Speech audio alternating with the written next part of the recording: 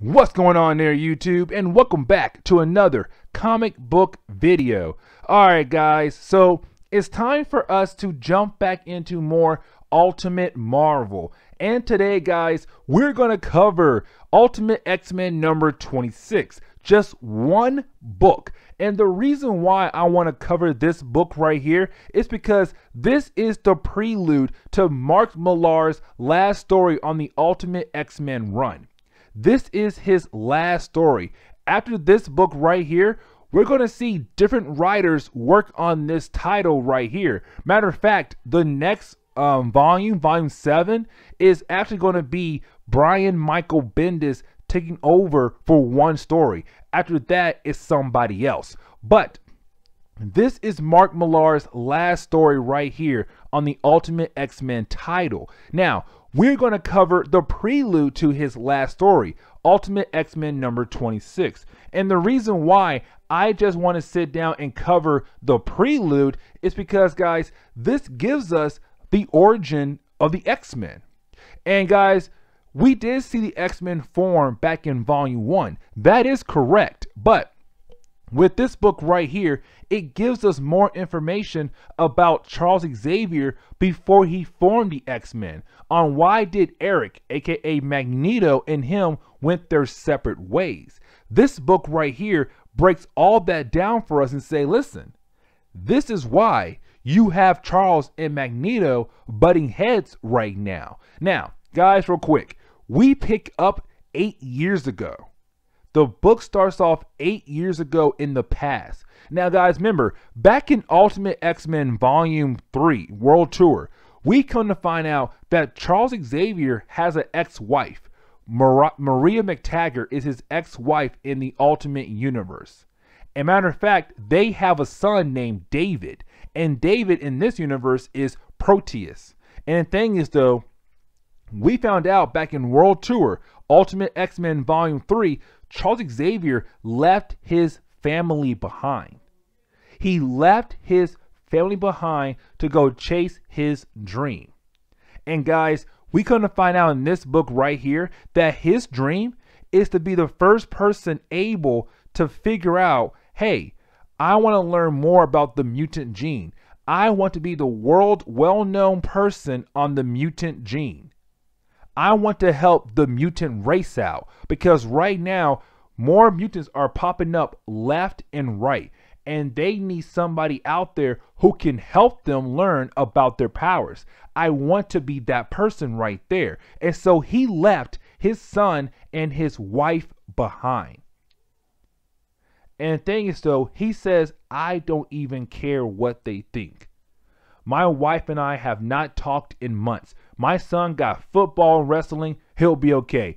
Eric, get in the car. Let's go. We have work to do. We must be the first 2 people in the world who can fully understand the mutant gene. Now, we do jump forward 1 year later in San Antonio. And the thing is, though, guys, we pick up with a young boy named Ricky. And the thing is, though, guys, right now Ricky is being chased after by a bunch of people because he is a mutant. And the thing is, though, his powers is to just blow up.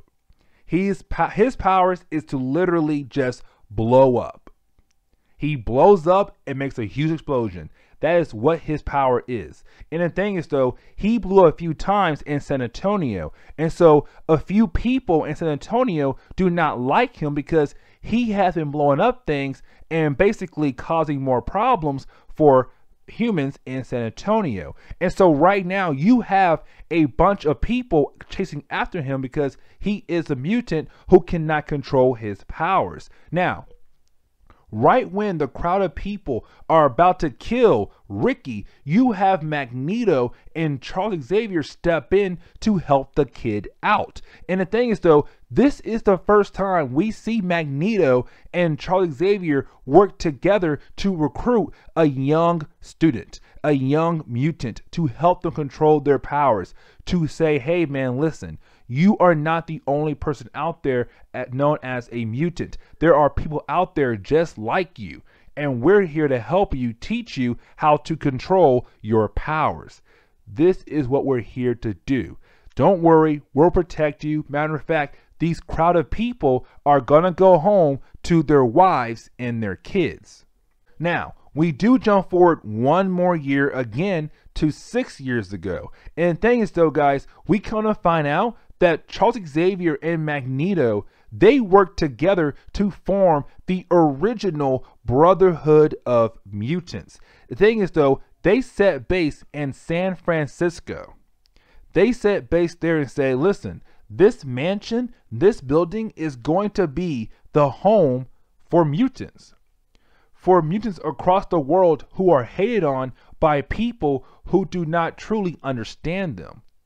And so they set base up in San Antonio saying this will be our place to help young mutants out and help them learn how to control their powers. This is the Brotherhood of Mutants. Now, you do have Magneto and Charles Xavier call over a guy who works for Rolling Stone. And he says, listen, why in the world did you call me here? And you have Charles and Magneto say, we called you here because we want you to get first look on what we're trying to do here.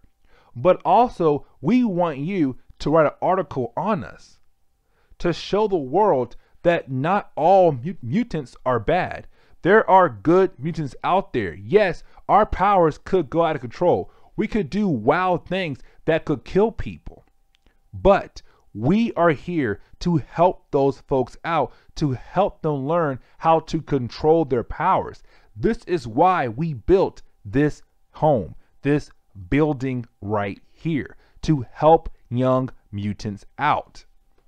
Now, we do jump forward one more year again. And now, guys, it has been 5 years in the past. Now, at this point right here, after 3 years being with Eric, aka Magneto, you had Magneto and Charles Xavier leave their base in San Francisco and set up shop in the Savage Land because they were chased out of United States of America because the world is scared of mutants. And so you have Magneto and Charles Xavier set up shop in the Savage Land as the new home for any mutants across the world. Now, this is a very key thing right here though, guys. This is a very key moment because you have Charles kind of like, you know, I understand why we had to leave, but we should have stayed and tried to work things out with the government back in America. But you have Magneto say, we could have not stayed there.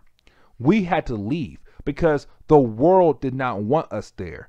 The people hate us because we're different, because we are the next step in evolution. And so we were kicked out of America and we had no choice to come here to the Savage Land, Charles. Now, this is where you have Charles and Magneto kind of go their separate ways in a tad bit. And what I mean is that you have Magneto say, in 10 years from now, the world will take orders from this small island right here. In 20 years, the whole world will be speaking the mutant language, a new language that we are going to make up right here on this island. And the thing is though, you have Charles say, only if the world wants to voluntarily. If they want to learn a new language, then yes. But we cannot force a new language on a bunch of people because we're mutants and we have more power than they do. We can't do that. But you have Magneto say, of course, Charles. But in reality, Magneto is saying, I'm only agreeing with you for right now. But in reality, in 20 years, I am going to force the world to speak a new language, the mutant language. Now, we do jump forward one more year again. And now, guys, it has been 4 years ago at this point right here. And the thing is, though, guys, with this part right here, it has been a full year since Magneto and Charles Xavier have set up shop on the Savage Land. Now, the thing is, though, the new mutant community is split in half.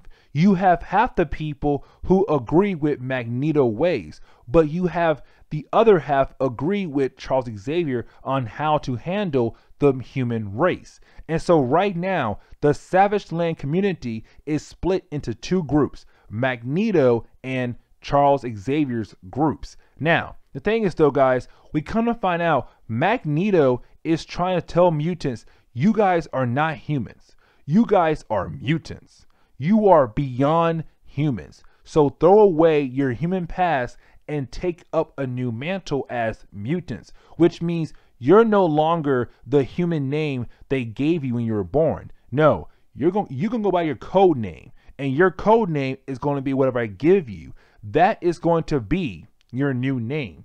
You're going to give up your human name you were given at birth.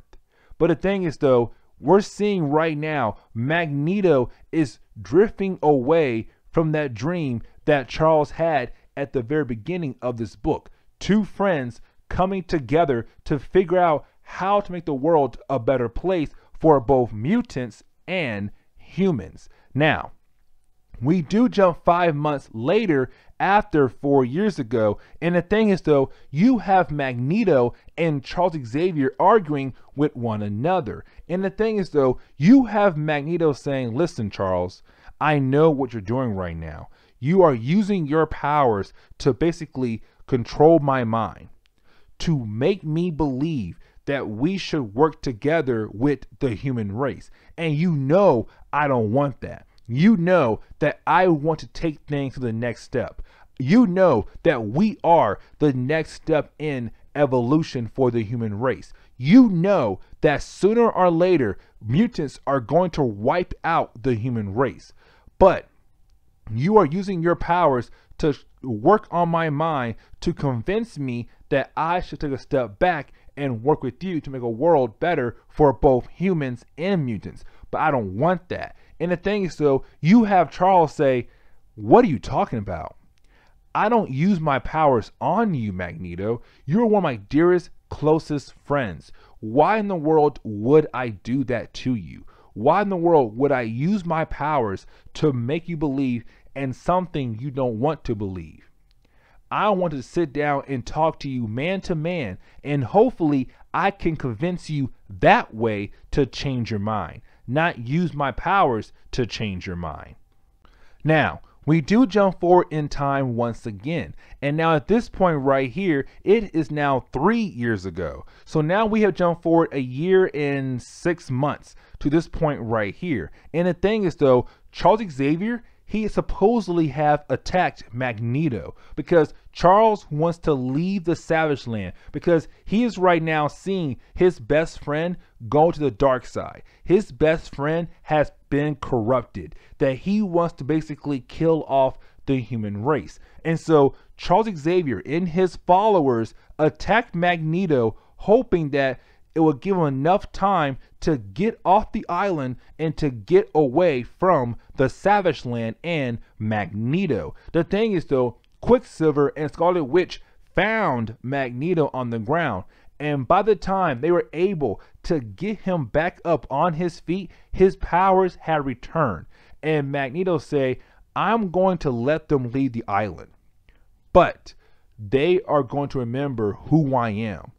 I am going to leave a mark on Charles Xavier to remind him that he should have never betrayed me, that he should have stayed right here by my side as my brother to help me make the mutant race the dominant race across the world. And so what Magneto does, he uses powers to get a metal pipe and he basically stabs Charles Xavier right through his back, which means this is how